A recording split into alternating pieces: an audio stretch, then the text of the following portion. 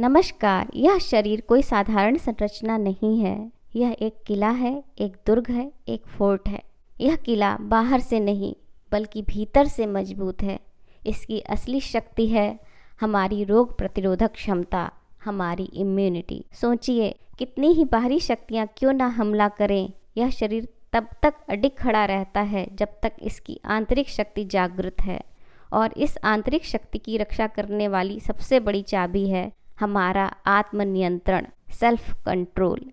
जब तक यह आत्मनियंत्रण हमारे पास है, हमारा यह किला सुरक्षित है।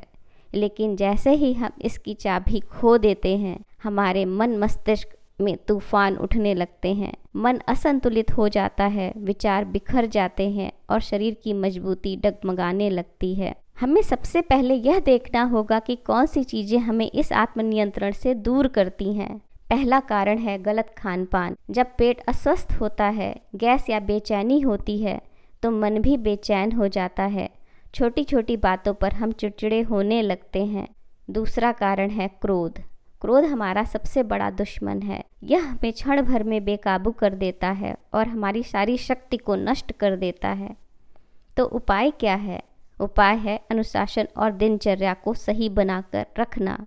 सुबह सुबह उठना होगा, सूरज की सुनहरी किरणों के सामने खड़े होकर ऊर्जा ग्रहण करनी होगी। शीतल जल का सेवन करना होगा जिससे मन शांत और शुद्ध बने।